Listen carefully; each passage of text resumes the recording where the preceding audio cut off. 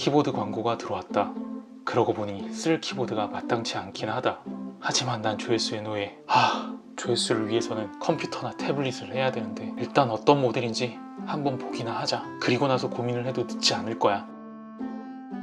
오? 이게 뭐야? 왜 이렇게 변태같이 생겼어? 담당자님 보내주세요. 할게. 역시 조회수보다 중요한 게 변태 감성.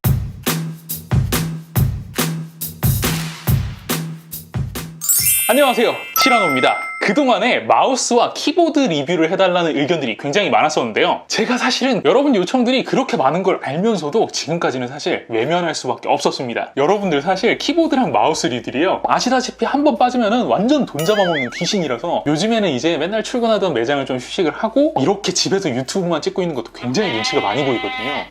그런데 기가 막히게 지금 이 타이밍에 광고 요청이 하나가 들어왔습니다. 원고료는 안 받는 대신에 제품은 증정을 받았고요. 이 제품을 써보고 가이드라인 특별히 없이 자유롭게 알아서 올려라, 분수도 제한이 없다, 이렇게 얘기를 하시길래 냅다 받아왔습니다. 그 제품은 바로 로지텍사의 에르고 K860이라는 제품입니다. 사실 이 제품이 발매가 된 지는 꽤 됐는데 국내에서 정발이 안 됐었거든요. 그래서 대부분의 분들이 해외에서 직구를 해서 사용을 하고 계셨던 모델이에요. 그런데 바로 그 제품이 이제서야 정발이 된다라고 합니다. 자, 광고라고 대충 넘어가기 있기 없기? 티라노는 그런 거 없습니다. 장점부터 단점까지 한번 진하게 알아보겠습니다. 자, 준비하시고요. 바로 시작합니다. 박스는 뭐 특별할 건 없어요. 일반적인 로지텍 키보드 박스와 거의 모양은 유사합니다. 약간 사이즈가 크다 말고는 특이점이 없어요. 이렇게 한글 각인이 되어 있다, 뭐 이렇게 써 있고요. 뒷면에도 한글로 뭐 이런 특징을 가진 제품이다, 이런 정도의 광고 문구가 써 있습니다. 제품을 열어보면은요, 이야, 환경을 생각을 해가지고 종이로 이렇게 감싸 놓았는데 약간 느낌이요, 다이소에서 밥그릇 신문지로 감싸서 왔던 거, 그거를 이제 좀 풀르는 느낌, 그런 게 좀 납니다. 제품이 이렇게 들어있고요. 한쪽에 유니파잉 수신기가 있고요. 설명서도 한 장 들어있습니다. 디자인부터 한번 살펴보죠. 일단 인체공학 키보드답게요, 이 키보드의 가운데 부분이 볼록하게 솟아있는 모양으로 되어 있고요. 손목의 각도에 따라서 양쪽으로 키보드가 분리되어 있습니다. 하우징의 질감은 러버 코팅이 된 것처럼 완전히 매트한 질감은 아니고요. 반광 정도의 광택을 띠는 플라스틱 느낌입니다. 뭐 전체적으로 봤을 때 그렇게 고급스럽다는 느낌은 들지는 않긴 하거든요. 하지만 싼 티랑은 더 거리가 멀어 보입니다.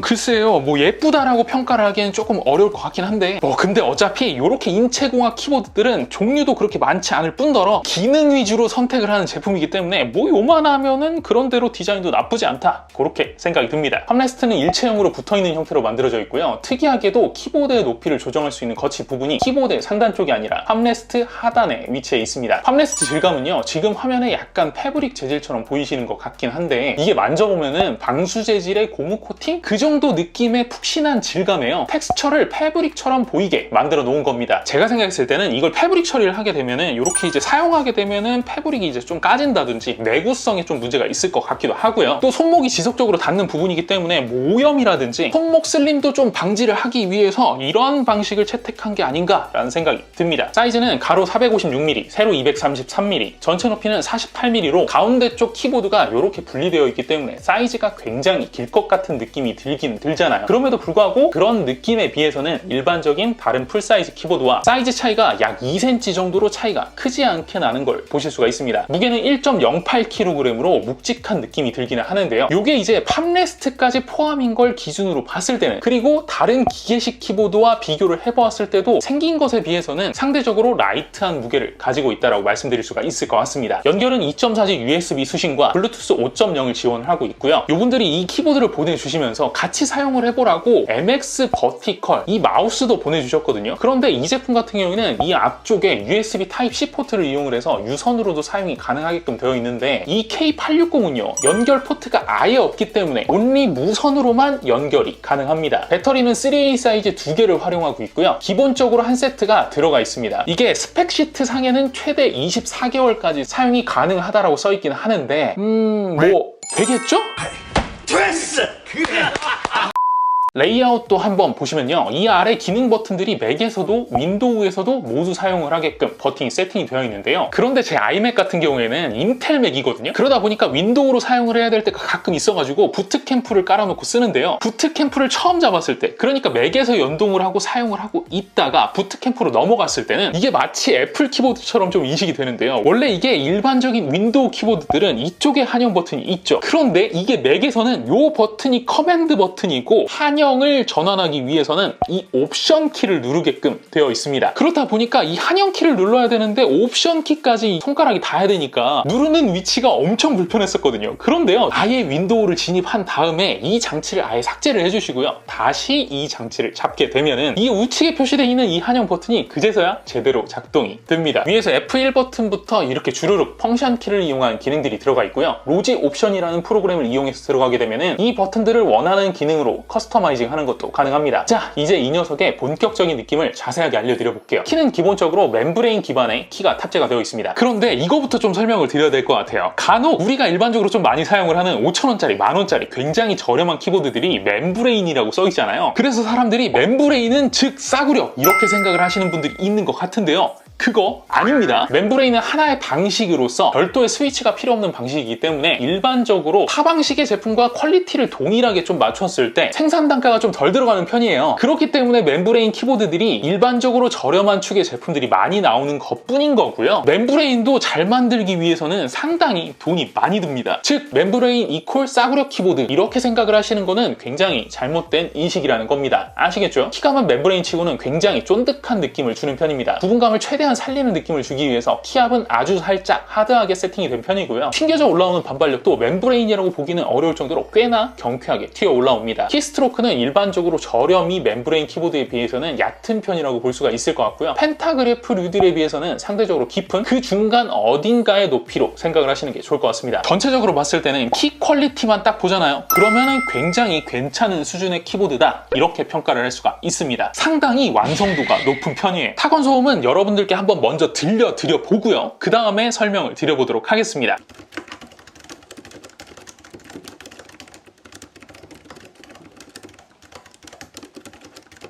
어떠셨나요? 타건 소음 면에서는요, 키캡이 그렇게 두꺼운 편이 아니고 슬림하기 때문에 안에 통울림이라든지 이런 불편한 소음이 올라오는 건 아니긴 한데, 이게 아까 구분감을 주기 위해서 아주 살짝 하드하게 키압을 세팅했다라고 말씀을 드렸었잖아요. 그렇기 때문에 그 반대급부적인 영향으로요, 소음이 아주 살짝 올라옵니다. 다만 이건요, 제가 기준 자체를 굉장히 타이트하게 잡았을 때 얘기입니다. 이러한 인체공학 키보드 자체가요, 일반적으로 게임용으로 활용이 되진 않기 때문에 사무용 환경에서 사용될 만한 아이들과 비교를 했을 때 기준이라고 보시면 될 것 같고요. 제가 또 이렇게 말씀을 드리면 이 제품 엄청 시끄러운 줄 알고 계시는 분들도 있을 것 같은데, 여러분들 절대 시끄러운 녀석은 아닙니다. 뭐랄까, 제가 이 제품을 지금 리뷰하는 시점에 있어서는요, 정발 가격이 이게 얼마에 나올지는 정확하게 알 수 없기 때문에요, 딱히 뭐라고 설명드리긴 좀 애매하긴 한데, 지금 네이버에서 해외 직구로 팔리고 있는 게 14에서 15만 원대에 팔리고 있는 걸로 봐서는요, 정발 제품도 딱히 싸게 나올 것 같지는 않잖아요. 때문에 가격 대비 기대치라는 기준에 있어서 조금 소음이 있는 편이다, 그렇게 말씀드릴 수가 있을 것 같습니다. 이 제품 중에 가장 큰 특징 중에 하나가 바로 이 멀티 디바이스 연결과 로지텍 플로우 기술입니다. 일단 여기 보시면은 1, 2, 3번 이지 스위치라는 게 있는데, USB 리시버를 활용을 하면은 자연적으로 1번에 인식이 되게끔 되어 있고요. 2, 3번에 등록을 할 때에는 한 번 눌러준 상태에서 해당 디바이스에서 블루투스 연결을 해놓잖아요. 그러면은 이 버튼을 누를 때마다 해당 디바이스로 바로 연결이 됩니다. 연결 타이밍은 누른 직후 바로 사용을 하더라도 인식이 될 정도로 상당히 빠르게 연결이 되고요. 로즈 옵션이라는 프로그램을 이용을 하면은 해당 번호에 어떤 디바이스와 연결이 되어 있는지도 확인 및 관리가 가능합니다. 저 같은 경우에는요, 뒤에 보시면 아시겠지만 이렇게 아이맥과 맥북을 두 개를 놓고 사용을 하거든요. 그런데 아이맥을 사용을 할 때는 이렇게 정면을 보고 사용을 하다가 맥북을 사용을 할 때는 이걸 맥북 키보드를 이용을 해야 되잖아요. 그렇기 때문에 이렇게 자세가 좀 옆으로 틀어져 가지고 좀 불편했었거든요. 그런데 이 제품을 사용하고 나서는 고개만 이렇게 딱 돌린 상태에서 2번 누르고 바로 치면 되기 때문에 이 기능은요, 진짜 저한테는 굉장히 편리했어요. 두 번째, 로지텍 플로우. 이 기능은요, 로지텍 플로우를 사용을 할 수 있는 마우스가 있을 때 가능한 기능인데 굉장히 신박합니다. 지금 보시다시피 마치 멀티 모니터를 활용을 하는 것처럼 마우스 포인터가 이렇게 넘어가도록 세팅이 가능하고요. 심지어 이 디바이스에서 클립보드에 복사한 내용을 연동이 되는 다른 디바이스에서 붙여넣기로 사용을 할 수가 있습니다. 게다가 파일 복사 붙여넣기도 가능한데, 복사를 할 디바이스에서 복사를 하고 다른 디바이스에서 이걸 붙여넣기를 하면 따로 USB 연결이나 네트워킹 연결을 이용하지 않고서도 파일을 쉽게 이동시킬 수가 있습니다. 심지어 맥과 윈도우 이런 식으로 다른 OS를 활용하고 있는 중에도 양쪽에 로지 옵션 프로그램만 깔려 있잖아요. 그러면은 정상적으로 연동이 가능해요. 이야, 끝내주죠? 개인적으로 이걸 써봤을 때는요, 윈도우 이렇게 연동을 할 때는 진짜 완벽하게 연동이 된다, 이런 생각이 들 정도로 매우 스무스하게 사용이 가능합니다. 그런데 지금 제가 약간 제한을 살짝 걸었죠? 윈도우끼리. 맞습니다. 조금의 불편한 점들이 있는데 지금부터 한번 설명드려볼게요. 첫 번째, 이게 전송 방식이 블루투스를 이용한 전송 방식이 아니라 와이파이 네트워크 환경을 이용한 전송이기 때문에요. 와이파이가 없는 데스크탑에서는 기능이 제대로 동작을 하질 않습니다. 두 번째, 전송 속도가요 좀 많이 느려요. 간단한 텍스트나 용량이 작은 문서, 파일 등에는 시간이 많이 안 걸리긴 하는데 2기가가 좀 넘는 파일을 이렇게 복사해서 넘기면요 시간이 굉장히 심각하죠. 그래요. 장난하냐?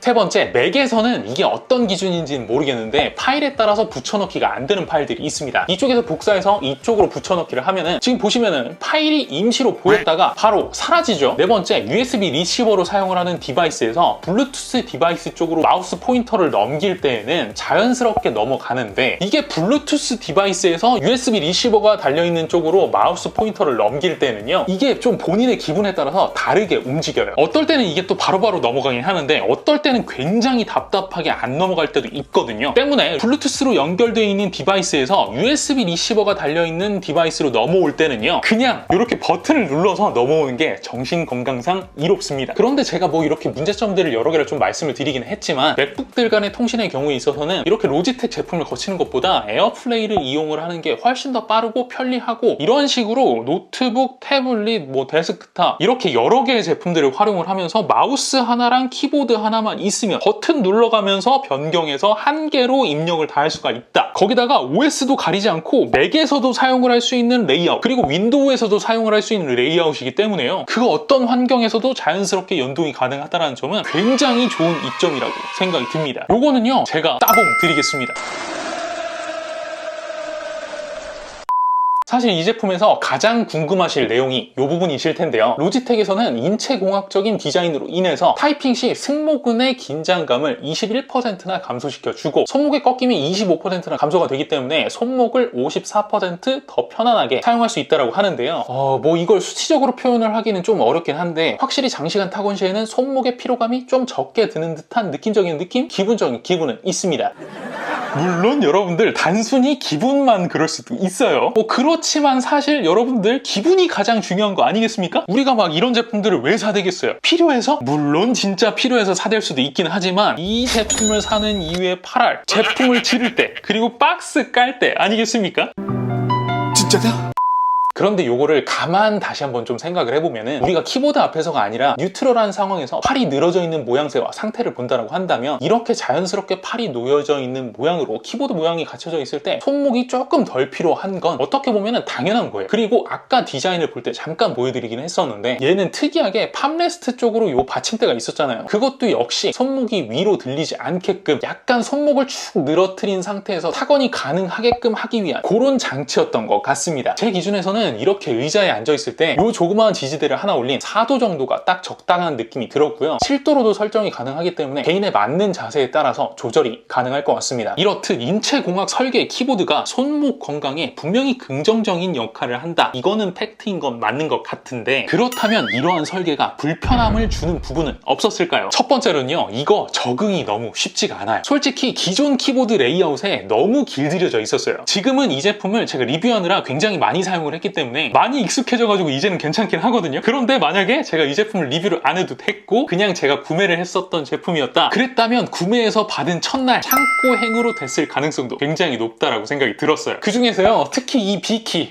이게 저는 제가 이걸 뭘로 치는지 몰랐거든요. 그런데 영문으로 칠 때는 B키를 제가 왼손으로 치긴 치더라고요. 그런데 한글을 칠 때는요 이 B키를 제가 오른손으로 칩니다. 아마도 한글 같은 경우에는 자음과 모음이요 연속으로 계속 반복해서 나오는 형식으로 되어 있기 때문에 자연스럽게 오른손으로 치게 된 것 같은데 이건 일주일이 지났는데도 아직도 적응이 안 됩니다. 지금도요 그냥 의도적으로 U가 나오잖아요. 그럼 눈으로 보고 왼손으로 U를 눌러야 될 정도예요. 두 번째, 이걸 타건하는 모습을 보시면 느껴지는지는 모르겠는데 손목 부분이 팜레스트에 진짜 아예 붙어 있거든요. 그러다 보니까 장시간 이 포지션을 그대로 유지를 하잖아요. 그러면은 이 부분에 열감이라든지 쓸림이 조금 느껴지긴 합니다. 그리고 또 하나, 아직 이 제품을 갖다 일주일 정도밖에 안 써봤기 때문에 아직까지는 내구성을 얘기를 하기는 조금 이르긴 한데 여기 닿는 부위가 늘 똑같기 때문에 이 부분의 내구성 관리가 좀 쉽지 않을 것 같다는 생각도 좀 들고요. 또 이게 팜레스트 일체형이기 때문에 이 부분만 또 교체를 하기에도 굉장히 어려울 것 같다는 생각이 좀 들어서 그것도 조금은 아쉽다라는 생각이 들었습니다. 그리고 마지막이요. 이 제품 LED 라이트가 탑재가 안 돼 있습니다. 물론 이런 제품들은 타건을 많이 하시는 분들이 사용을 할 거 아니에요. 그렇기 때문에 배터리 효율 측면에서 LED를 넣었을 경우에는 배터리 타임이 굉장히 짧을 수 있다는 것도 납득이 가기는 해요. 하지만 키보드의 경우에는 어차피 바닥에다 이렇게 내려놓고 쓰기 때문에 무게가 조금 무거워지는 건 관계가 없으니까 여기다 그냥 배터리 넣고 충전잭 하나 달고 그리고 거기다가 LED를 포함을 시켜줬으면 참 어땠을까 그런 생각도 조금 들더라고요. 제 개인적으로 봤을 때는 제가 또 RGB충 아니겠습니까 여러분들. RGB는 아니더라도 그래도 빛이 놔줘야지 좀 간지가 사는다 말이에요. 자, 어떻게 보셨나요? 오늘은 로지텍사의 고급 인체공학 무선 키보드 에르고 K860이라는 제품에 대해서 한번 알아봤습니다. 뭐 타건 시의 손목 편안함은 말할 것도 없고요. 키 퀄리티, 멀티 디바이스, 로지텍 플로우 기능 등 굉장히 장점이 많았던 녀석인 거는 분명한 것 같은데요. 다만 사무용으로 사용을 하기에는 조금 접근하기 어려운 가격과 결정적으로는요. 기존에 우리가 사용을 했었던 키보드와 다른 모양새 때문에 적응을 해야지만 사용이 가능하다는 변수가 있습니다. 이쪽으로 넘어오기만 하면은 그게 참 좋은데 이렇게 넘어오는 과정이 쉽지 않은 분들에게는 이러한 구조가 조금은 아쉬운 제품이다. 그런 생각이 들 수도 있을 것 같아요. 근데 뭐 이런 구조가 싫으면은 이 제품 안 가고 MX 제품 샀겠죠? 오!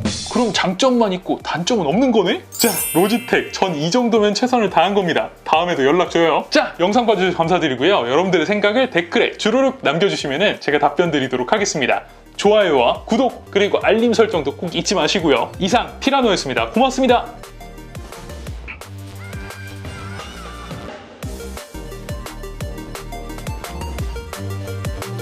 이게 이제 좀 짧더라고요. 그래서 뒤쪽이 조금 길어져야 돼서 정수리를 조금 더 보시겠습니다.